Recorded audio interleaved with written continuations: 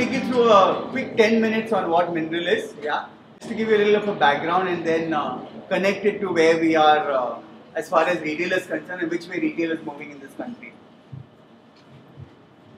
So Mineral as a brand is a little over 3 years old.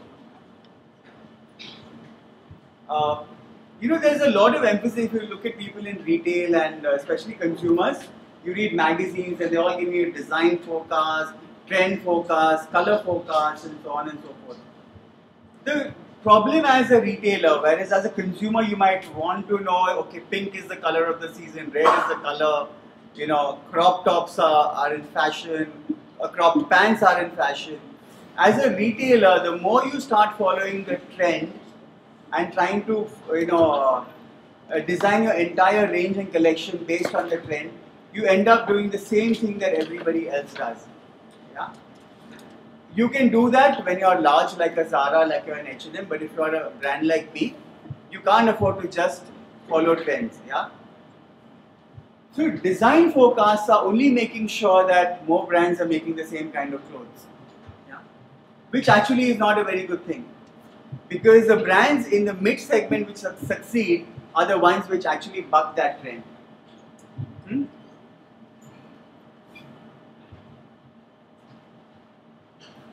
This is what we used to do when we started off in 2012. The thing about Mineral was we did what was called, vintage fashion. Yeah, vintage in the sense it was more washed out, more pure cottons, and stuff that are very chic. We started doing well in a place like Phoenix, which is in Lower Parel. We did very well in Bandra, but we were struggling in a place like Goregaon or Malad. And especially when we went into a Bangalore or another city where people didn't understand that end of fashion. So we realized we were doing what is called chic clothing for a certain strata of the market which understands it. The typical consumer would see washed out clothes, yeah. There are people who wouldn't buy ripped denim, So we had people who wouldn't understand the clothes and they couldn't understand why this could cost so much. The average consumer in this country, like it or not, doesn't know the difference between linen and cotton. Some of us here don't because, for us linen is cotton. For how many of you linen is cotton? No one? Tech guys? But to a large segment of the market, linen is cotton. Yeah. So in India, a lot of brands pass off something which is called Rani and pass it off as linen.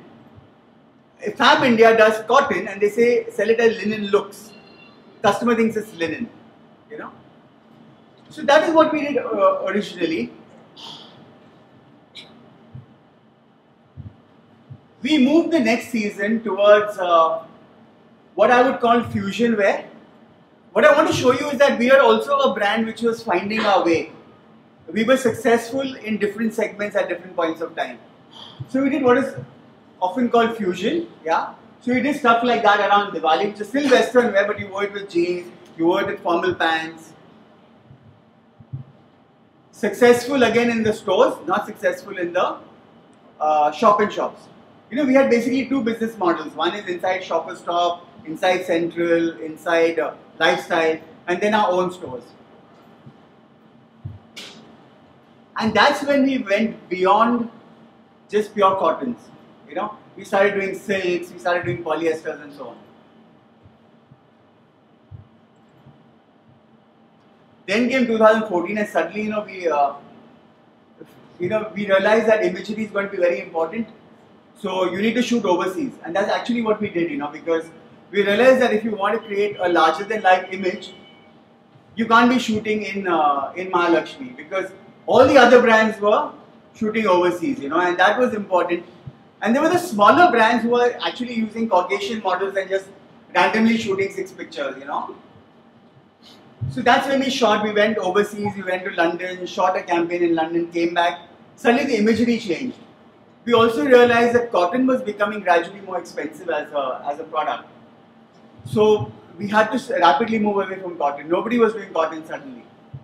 The issue also with cotton, although it's a much more comfortable product, cotton fades over time, Some people like a worn out cotton look, some people don't. Yeah? evening wear. I think this is where we really tasted success, because suddenly in December we started doing these dresses and jumpsuits, and you see we had night, evening wear jumpsuits, and then we also had some things that made that somewhere where we rode our luck. There was a movie called Vicky Donor, and that girl Yami Gautam, all the clothes were from Mineral, because the stylist just came and shopped, and suddenly we became popular. We used to do palazzo pants, and in 2013 end, palazzos, well, nobody wanted palazzos. Department store said, listen boss, why you guys doing palazzos? Who's going to wear them? They look like pajamas. And then a movie came called Cocktail, where both Diana Penty and Deepika Padukone were wearing palazzo pants from Mineral. And you know how women are, women can smell these things out, They see a poster and they know this is in Mineral. And suddenly, overnight, it became a rage, and people started buying palazzo pants. 2.5 years down the line, we still beat the pants out of everybody as far as palazzos is concerned. So we're still making palazzos, and our palazzos outsell everybody else. But sometimes you just don't know where you get lucky. So there's a movie called Katti Batti, and those earrings that Kangana Ranaut, somebody sends us a picture yesterday saying these are the earrings from Mineral. And of course, we didn't know, not that it could, but I'm just saying sometimes they're just lucky, And in India, celebrity wearing is a big thing, yeah. So my wife Priyadashni Rao is a well-known designer, but she's a well-known designer in a certain segment of buyers, and she's been doing that business for about 12 years. And last year on Ganesh Chaturthi, Katrina Kaif wore a Priyadashni Rao. A couple of articles says Katrina Kaif wearing Priyadashni Rao, and Priya doesn't know Katrina, Katrina doesn't know Priya. She happened to go into a store and overnight, Priya is now this, well, she was a well-known designer, but suddenly now she's one iconic thing because Katrina Kaif wears Priyadashni Rao. I'm just saying the power of celebrity is very crucial. Now Shah Rukh Khan buys through Big Basket. You all know that, no?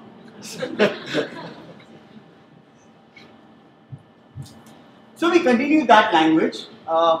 We also realize in shops, when you go into a Shoppers Stop or a Central, you are looking at a certain price point, yeah, and you are also comparing brands, yeah. The reason why department stores, I personally always thought department stores will go out of fashion, because exclusive stores have the entire basket of offerings.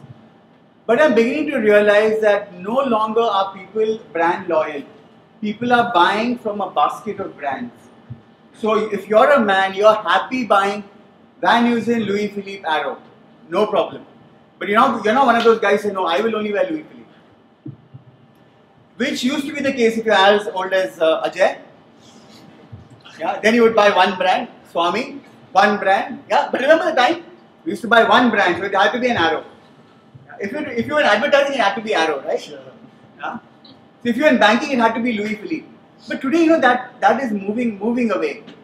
Look at us, most of us wear jeans, and nobody gets out of bed and say, I'm going to wear diesel, right? You just buy anything, yeah.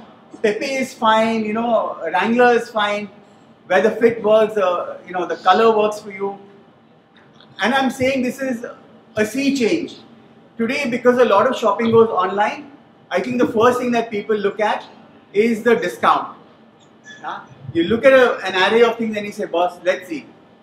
So I bought a suit from a fairly unknown brand, but it was some 28,000 rupees, American brand. It is available at 4,000 rupees. There's no risk suddenly. Because how black can a jacket get?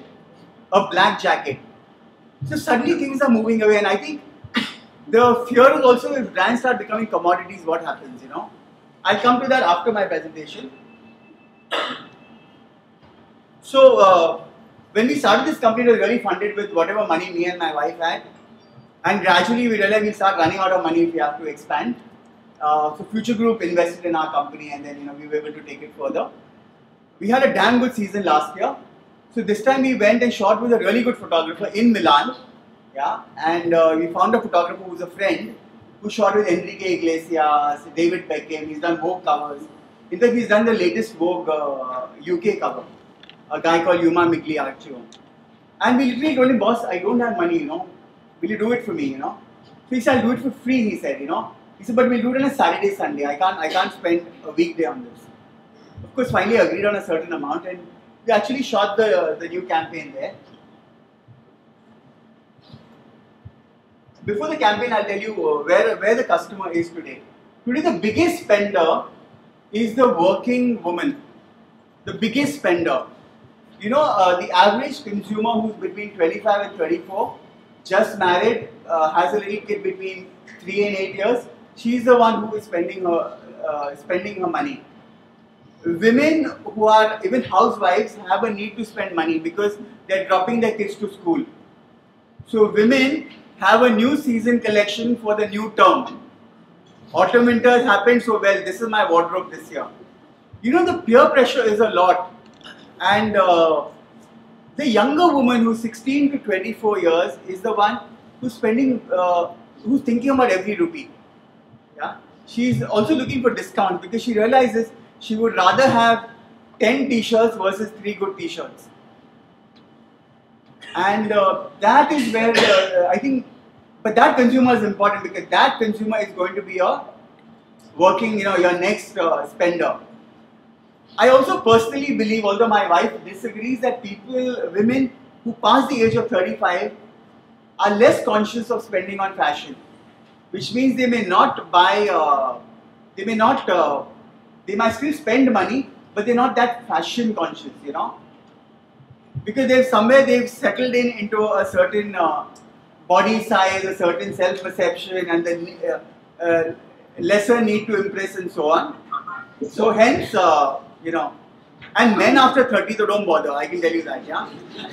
Blue shirt, grey shirt, black pants, same thing goes on and on. Men's fashion actually is so beyond its, like behind the times. It's literally like we're in ancient India. There's black, grey, blue trousers, there's black shoes, and that's it. I mean, look at all of us, look at this, they don't bother. Which is why men's fashion is an extremely difficult business. The only way you can sell men's fashion is to show him next to one really expensive car or with 2 girls in the advertising, And you see men's advertising, it's all about that. So the same 2,000 rupee Louis Philippe shirt, you get a Bentley there, that's how it's all done. Well, hopefully it's an Indian man and 2 Firang women, then it looks like, okay, you arrived in life, So that's how men's fashion is. Women, the women's market is going into 2 phases. There's a woman who is very, very conscious about quality, who wants good quality stuff. There's also a woman who's not conscious on quality. The woman is now saying, I will spend lesser, I'm okay with the product lasting me 6 months, 8 months, I will throw it out. Which is why a Zara and H&M does well. Have you ever been to a Forever 21? Yeah? People just go, this stuff is extremely poor quality, but you're happy that it lasts 3 washes. And in many ways, it's seriously fashionable, right?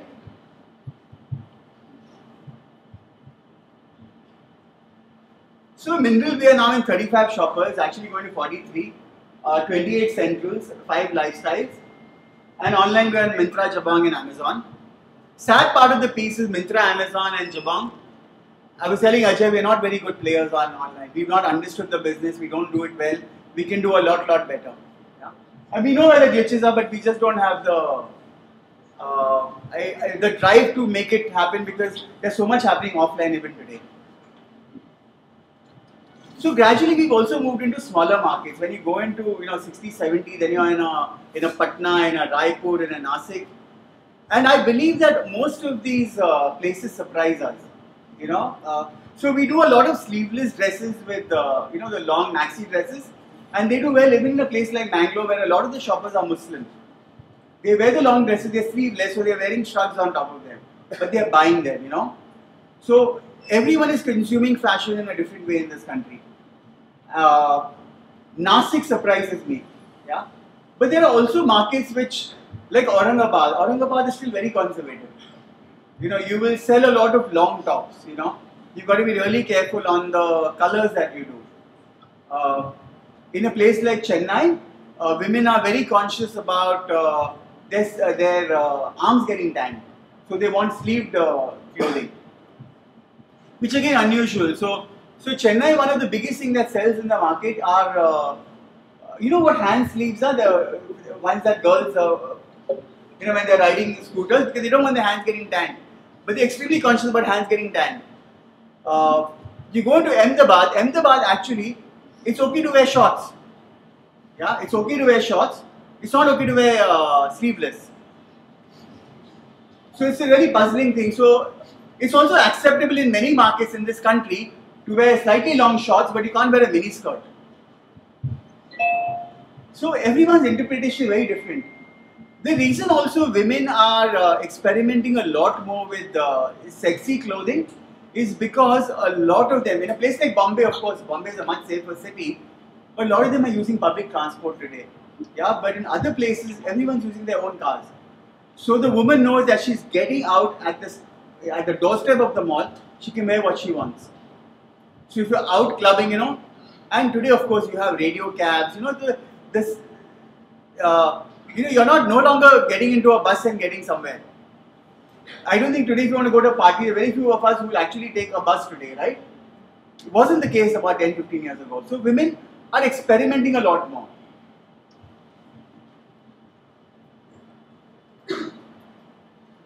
So that's what we've done currently. These are the kind of clothes. All our clothes actually sell between $12.99 to $3,099. That's our price point. We realize there's clearly a threshold limit where you can't go below that. There has to be a ceiling, and there are brands in the shopper stock kind of department store space where you cannot actually go beyond that price point.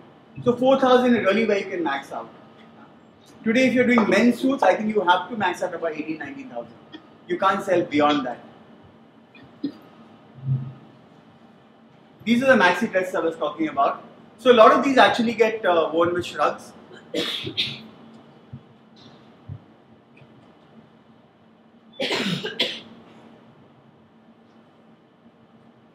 Denims, I think denims is going to be the biggest fashion thing this season. Denim dresses, denim shirts, ripped jeans. Ripped jeans are suddenly all over the place. Denim on denim. Sorry? Denim on denim. Yeah, denim on denim. Embroideries on denim. Denim is coming back in a very, very large way. Which is good for fashion. You know why? Because denim doesn't cost that much. And we can sell you the same things at a better price.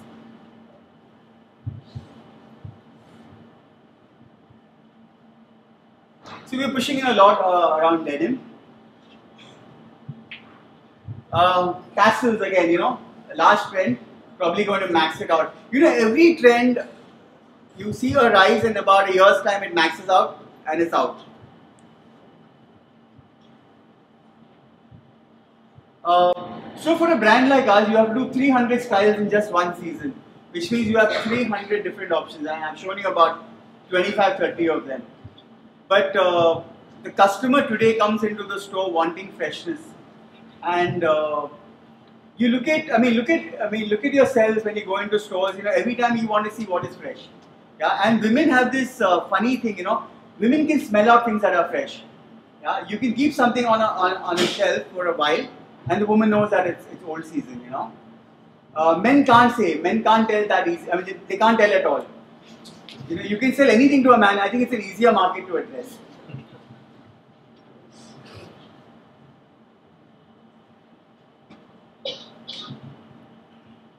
So we do some stores overseas. It's become a difficult business. So we do Luxembourg. We have a store in Finland. We do Brisbane. Yeah? But gradually, I'm not seeing the overseas market growing because I see everywhere overseas things are shrinking. Business is not happening the way it should be.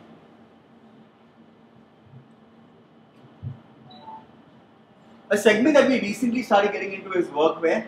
The lines between workwear and casual wear are gradually blurring out.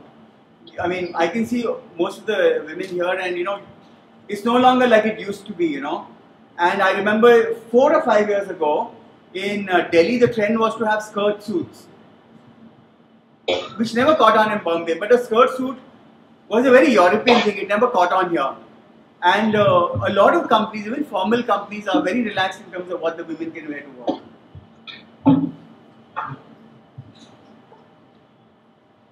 So we call ourselves anywhere, everywhere, and everywhere fashion.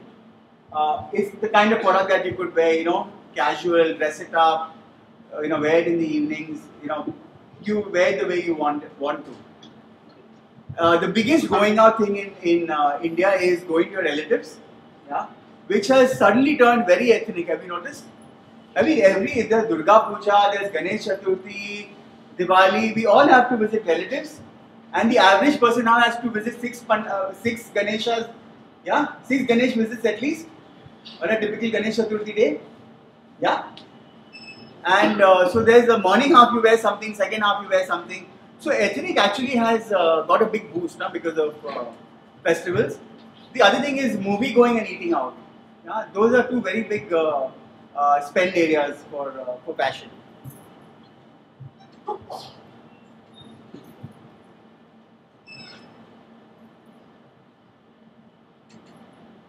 And I always say there's no more seasons in India because in India it's always summer and spring. You know, I think the apparently the fall collection is in Bombay. You know, everybody says there's a fall collection, but there's no fall really. You know, it's and people don't really change their clothes by season. You're not really necessarily wearing dark colors in autumn, winter, even in a place like Delhi. The way India consumes is very different from what everybody else consumes. So that's as far as mineral is. I'll tell you where we are and where I see retail moving. I see two large trends. I know a lot of people now shop online. Yeah, is that trend going to continue? Is it going to be larger? I'll tell you what I feel. In the last 2 years, how many of you have shopped online for clothes? A fair bit. More among the men, huh? Only one lady there. Never shopped online. So the reason I think a lot of the money has moved into online is one, the offers that are online. Remember that all of us who make clothes, we end up making 1 lakh and 2 lakh pieces in a season, and close to 20% remains unsold. Earlier there was a liquidation model which was the department store itself, but now you need a secondary liquidation model which has become Myntra, Jabong, Snapdeal more than anybody else. So we end up using all the online spaces as liquidation points. So if you as a consumer think that online is actually cheaper, well, may not necessarily be so, because we're actually selling off older stuff. Second part is that, well, the PEs were funding the companies were indirectly funding your discounts. So you got steal deals, right? It's not unheard of to get 70% discount online, am I right? Yeah, I only buy when it's 70%, I'm telling you, I mean, everything I buy is stupid coming from fashion, but I never buy anything without a 50% discount in clothes. Because you will always get things at 50%. Yeah? And I think gradually the fashion industry is killing itself in this country. There'll be a few survivors, the bigger guys, but I think the smaller guys, it's like, they'll get wiped out. Now what's happening in online is, 15% of my business is online. Not 15, 10%, yeah? For most other companies, between 18 and 20% is online. Who are the guys who do well on online? Two players do exceptionally on online. One, people who don't have a brand at all, so they can afford to sell you tops at $3.99, $4.99, $5.99, because these are low risk price points, So you buy a t-shirt for $3.99 and you're never telling yourself, should I take the risk? Whereas in a store, you will take a risk of shopping for a much larger amount because the risk is minimized through your trial rooms.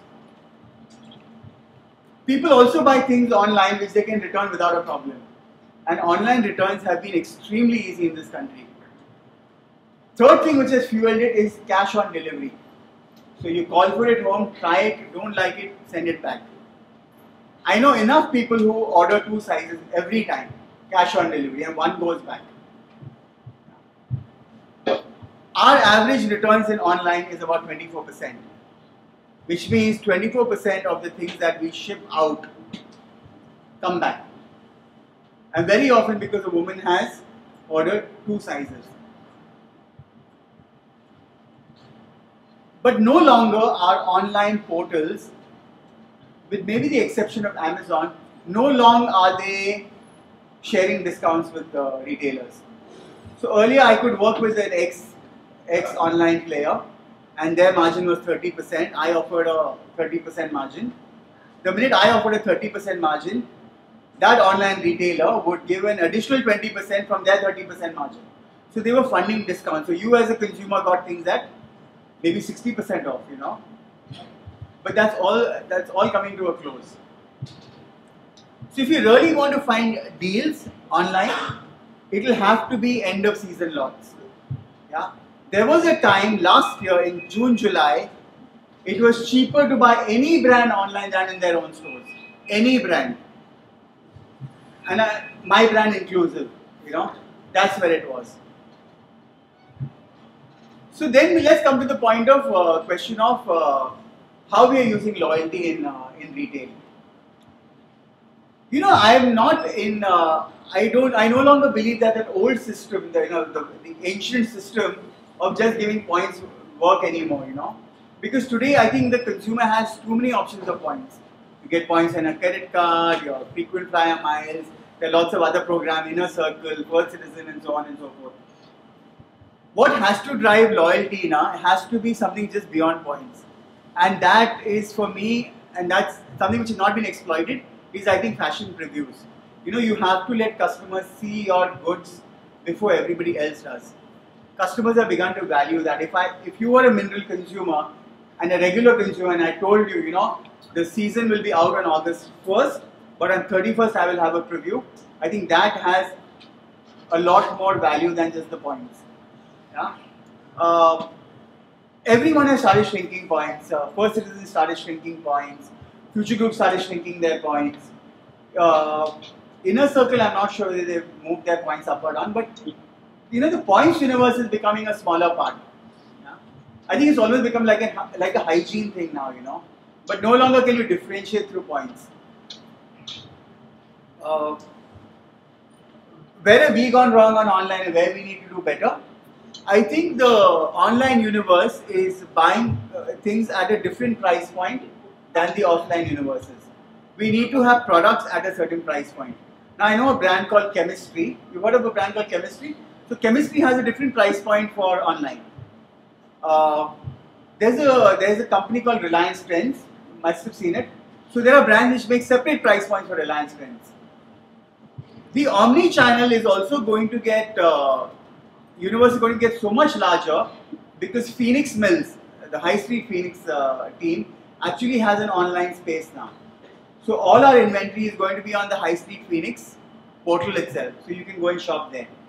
Shopper Stop has tied up a Snapdeal. So all of Shopper Stop's inventory actually is going to be available to you on Snapdeal. Central is going Omni-channel again. So you'll have a Central universe, coming up online.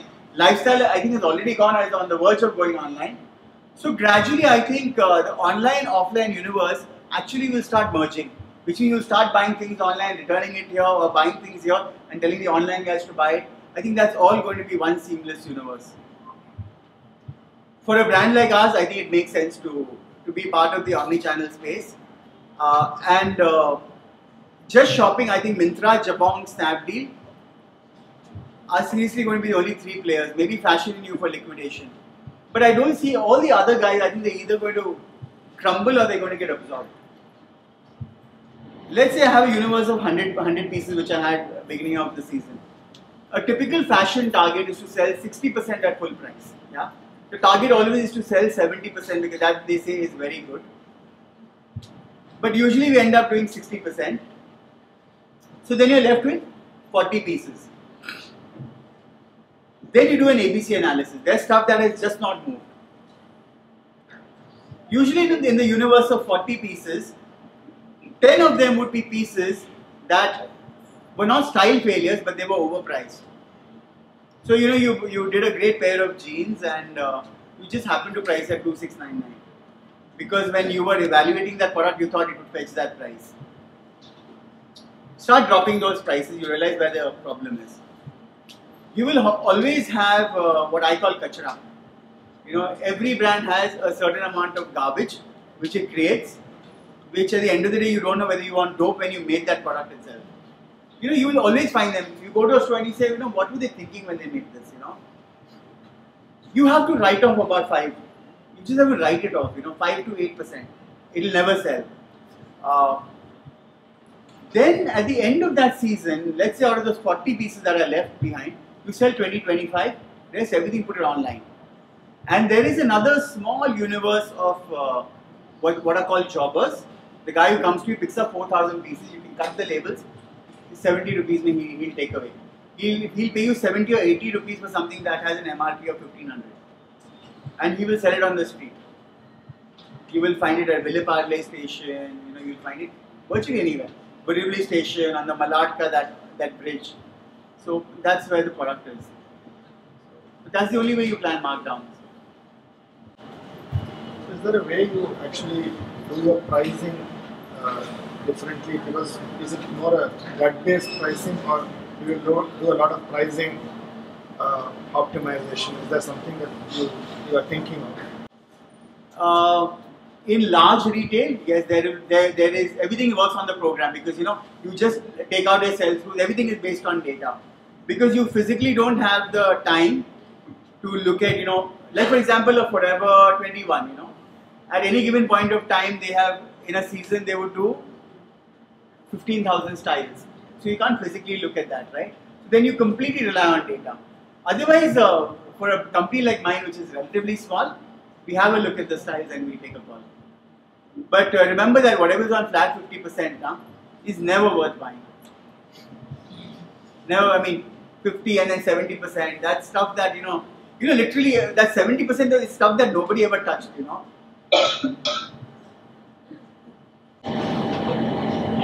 mentioned, starting that today the customer is moving from being brand loyal to more of buying from a basket of brands. Now, as a brand, then does it make sense to invest in a loyalty program? For a brand, no, it does make sense to invest in I think everybody needs to have a loyalty program, especially if you have your own stores. You absolutely must have a loyalty program, because it pays a lot to have a loyalty program, because a company, a Madura Garments or an A&D makes more money by a customer coming to their own stores, because they don't have to pay a retailer margin of 30%, right? So it saves them money to invest in a loyalty program. So what would you want the customer, say, in a scenario where the customer used to be loyal to a brand for whatever reasons, it makes sense to reward him and make him come back. You're right. Here when somebody is, actually flirting with multiple brands, what is the expectation from the customer that a brand should have, saying, what would I want the customer to do? And do I really want him to come back again and again, or do I want him to recommend, or do I want him to, shop more? Do I want him to increase the basket size? Do I want him to increase the invoice size? Whatever. What should the customer expect out of their loyalty? The way where India is at retail, I think you are better off pushing the basket size. Because, see, in fashion, if I like what she's wearing, I'm going to ask her where she bought it from, right? That's typically how it works. So, she technically doesn't, if it doesn't look good on her, she can't really recommend the brand to you. So, I think that's where it works, that's how it works. But increasing basket size is important, because the minute you say the customer is buying from a basket of brands, you can get more out of that basket. Today, a typical consumer in my own store, let me take Oberoi as an example. We have a store in Oberoi. The top 50 customers have all spent 15,000 plus in the year in that store. Now, in today's day and age, 15,000 rupees is not much, right? It's what, 8 or 9, which means, as a consumer, she's bought 8 or 9 pieces from me. She's obviously shopped for at least 40 pieces in the year. So I think you're better off getting a larger basket size. You're better off clearing that customer and saying, you shop for so much, instead of 15, you hit the 20,000 and I'll give you something else, And at the same time, for exclusive stores, I think you have to build in privileges. You have to allow your customers to see your product before everybody else does. I think there's a huge merit in doing that. So because especially women take pride in saying that, they were the first to buy something. I think we as men, nobody's going to come and tell you, Louis Philippe ka new range hai, the latest hai, because it has no value for us. But women are extremely different in that sense. Which is why when the Zara new range comes at Phoenix, you see the crowd there. Yeah? People are wanting to buy because it's, you know, like I have to wear it before another kid's mother wears it to school, you know. I have to be seen personally. Yeah. True. Women are women. Yeah. How do you work differently with, say, a shopper stop and a Jabong or a Myntra? So how does that, I mean, I'm sure that both of them are selling what you got. I presume that Jabong buys from you in bulk. Does shopper stop do it in a similar way? Okay, most of the online models are what is called sale or return. Okay, this is very important. Sorry, I didn't bring this up. But when I sell out of a Central or a Shopper Stop or a Lifestyle, everything is sale or return. Huh? It's my stock. Nobody buys. The days when retailers used to buy stock, the large department stores, is over. They are literally, it's like a quasi lease of space. Same with the Myntra. If it sells, they take a commission. If it doesn't, it's all consignment sales. So they don't run the inventory risk at all. Both online and offline. Both online and offline. Fashion is almost entirely become SOR. So the inventory is always is mine. You know what's there at all times. Yeah. The portals, you know, you have ample access. I mean, in Myntra, on a weekly basis we know. Jabong on a real-time basis we know. Which means real-time, I mean every day I know what is sold. Jabong also sends you reminders on, you know, when you are falling below threshold level inventory. It says replenish. Some things you can even put on auto replenishment. I think the online guys are managing technology a lot better than we can understand. We are still those fashion guys, you know, this silhouette, this fabric, this, but they are the guys who drive it. So sometimes conversations can be difficult because, you know, they upfront tell you, you know, if you had replenished this, you would have, you know, got so much sales, you know. Department stores are no longer bothered. The earlier days when you used to sit to the department store and a department store told you, oh, you know, your shirts were selling better, blue was selling. No longer. They are literally now, it's like, you know, they are just selling the space. You know, we are an XYZ brand, this is our store. We've given you the space, you deliver. If you don't deliver, you're out. So is there any learnings that you all sort of developed from your end based on how you are selling differently offline and online? The offline customer is obviously trying out the product. The online customer is judging everything based on the model you shot with. Yeah? But the online customer is a higher fashion risk taker than the offline one. Because remember that the offline customer, women rarely shop alone, rarely. Yeah? Rarely. So there's always another set of people who, you know, tells you whether, you know, you approve or disapprove. It could be a friend, sister, mother, whoever, you know, but there's always a husband, boyfriend, but those are secondary, I mean, you know. But usually, I believe women dress up more for other women than for men, you know. So, but the online shopper, I think, will take that risk, you know, because she knows I can send it back. So we end up selling a lot more revealing and a lot sexier silhouettes online than we can do offline. Because you also visualize it on a model, no?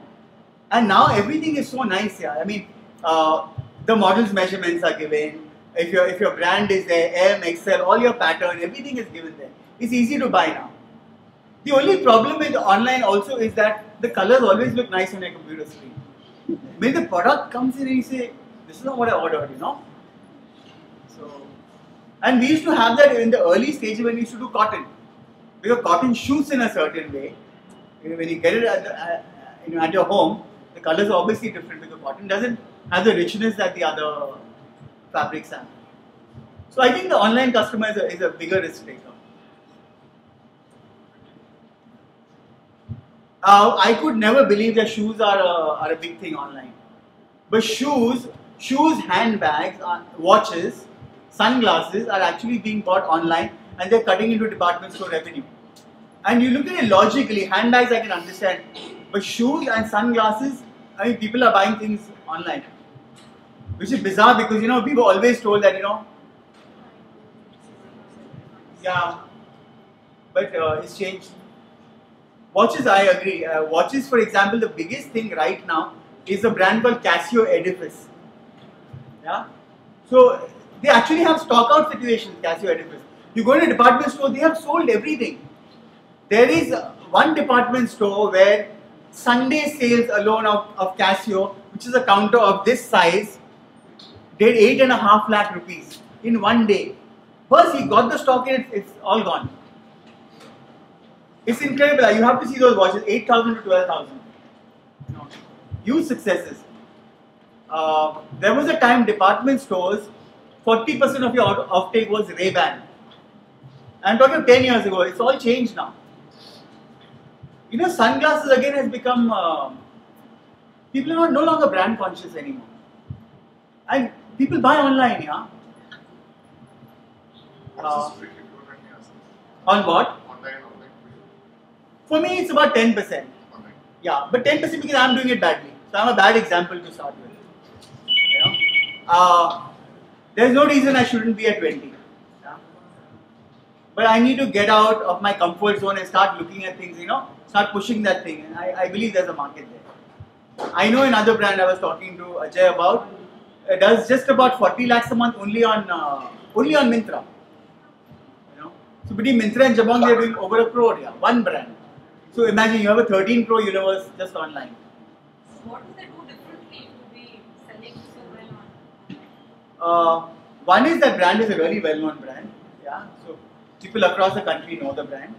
Secondly, I think they've got a different price point product online.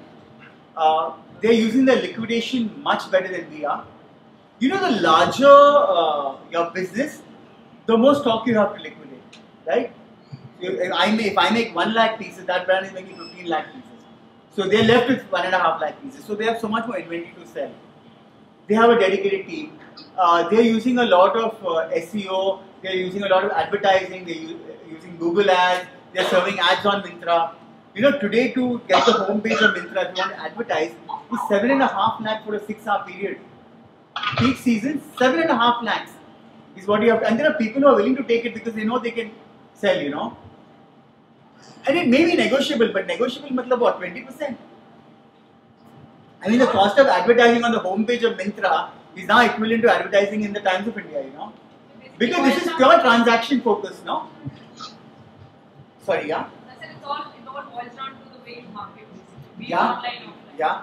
And the online players are willing to take some bets with you. You can say, forget anything else, I'll pay you 4.5 lakhs or I'll pay 40% of revenue, whichever is higher. So if it's below that, you pay a lesser amount. You know, there's a magazine called Juice, which Myntra does. Yeah, the cost of advertising is some 3.5 lakhs on the magazine. But I believe the online space is hotting up, and it's somewhere you can see how well you've done, how you've not done, you know. There's a small amount of cheating which the online guys do, not with the consumer, but with us. You can based on a relationship with the online retailer, you can push up your brand in when you're exploring category. Yeah. So they would like you to believe that it works on an algorithm, you know, but it doesn't necessarily do that. So sometimes, you know, somebody else has launched a product just the same day and it's up there in the best sellers. So there's a lot of jugglery that happens. So you shouldn't necessarily believe if something is, you know, the best seller. So, you know, you have the option of best selling, you know, but that is something that can be maneuvered. I have one more question. Yeah. You sell more through your department stores or through your own stores? No, our store model is, the stores are about 22% now. So 22% is stores, 10% is online, and the rest is all the department stores. There's also a reason why we are not doing stores, you know, stores take up a lot of capital. And while I have the bandwidth to manage Bombay, I don't have the bandwidth to manage other cities.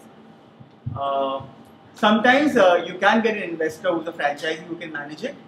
We've not got the right kind of people. But that said, and I think the own store model makes sense. So you make more than the own store model, like per unit. You make more revenue, but remember the rents are high. Sure. Yeah, you're managing the stores also. You're paying electricity. You're also paying something called common area maintenance. Yeah, so if you're paying 30% to a department store, 35% to a department store, your operating costs are similar in your own store, but the sales per square foot is a lot better. You will have the brand gets a lot more exposure because now we're doing a store in Phoenix Market City, Kodla. Because people are actually absorbing the environment. So even in the shop-in-shop model, there are two options. You can either do what is called a complete shop-in-shop, which is with your fixtures. If you've seen Vero Moda or anyone inside a shop-in-shop, it has a logo, branding, everything, right? But shop-in-shop doesn't allow that for the Indian brands. Yeah. So Indian brands are still operating on their fixtures. Yeah. Whereas Central allows shop-in-shop for everybody. Malls in India also have their own viewpoint. Ground floor, they want international brands. International brands often means white skin owned, not necessarily, So for me, for example, High Design Fab India is an international brand. They sell, Fab India sells, I think, a lot of countries today. Yeah? Similarly, I think High Design sells close to 28 countries as High Design. But retailers have a different view on it. I mean, malls have a different view on it. So you have to fight for those spaces, So how much would you say that your own store sales should increase to be able to be more profitable? That will, if I can ask the question. Okay, well, we use a term called rent to revenue ratio. Right. Very established brands like Van Heusen, US Polo, the rent to revenue ratios are between 12 to 15% of total sales, which is very profitable for them. For a brand like mine, in a good location, I'm at about 18%. In a bad location, as high as 30%. 35 in one of the cases, yeah. But if you crack the model, which is at 15%, you're home. If you're cracking a model which is 15% rent to revenue ratio, it means the capital which you put into that store you will recover within the next 15 months. But there's a third model which the international brands do, where they're spending so much money on the store itself, you're never going to get returns. And their perspective is very different, So, take the example of, let's say, Sunglass Hut, yeah, or Accessorize. The largest expense is not on the fit out of the store or on the rent, is the amount of stock that you keep. So a 1500 square foot Sunglass Hut will have stock which is worth at cost at about 4 crores. So that's your large investment. But remember, when you're walking into a Sunglass Hut at Palladium, you're buying sunglasses from 8,000 to a lakh, So you're buying the Dior, the Bulgari, that's where your large investment is. Rent may be a small part. Titan works on a relatively good model, I think 12 to 14%. But Titan at the company level has a very large margin on it. So if your volume increases, basically that percentage will come down. Yeah, it's all about managing a fixed cost. The fixed cost comes down as a percentage.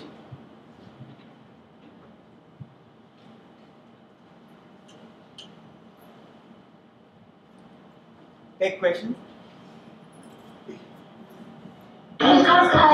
Hi, this is Bhavya from Bangalore. I don't know if you can hear me. I can. Okay, so I have a question about how do we communicate to our customers, like if we're launching a new season or if we have end of season sale going on. What do you think is the ideal way to communicate? Is it email, SMS? If email is not working, then do we do social, or does print work better? Okay, personally, we have a total database of about 15,000 people, out of which 5,000 we communicate with regularly. And email to me is the most effective. With SMS, the thing is, every time we do an SMS blast, if I do a 5,000 people SMS blast, at least 60 or 70 people come back saying stop the SMSs. Yeah? So I have a problem there, but I believe email is the best. Our letters usually go out saying, CEO, so a lot of women, write back asking for something specific. But I definitely believe email is the best. We've tried very hard to get people to like our Facebook pages. But I don't know if they don't like our clothes or they don't like our Facebook page. But it's not working for us right now. Yeah? But at the same time, there's a brand called Vero Moda, and I think they've got some 5 lakh people who like their Facebook pages in India. But to answer your question, I think email is the best. Okay, but how do we know that people are engaging through email more than print? So how do we know that? Every time there's a sale or a new collection has come in, we usually track our data on the following weekend. You will always see a spurt in the weekend sales. So I think SMS and email both work. I think the question you're trying to say, how do you know it's not gone into the trash, is it?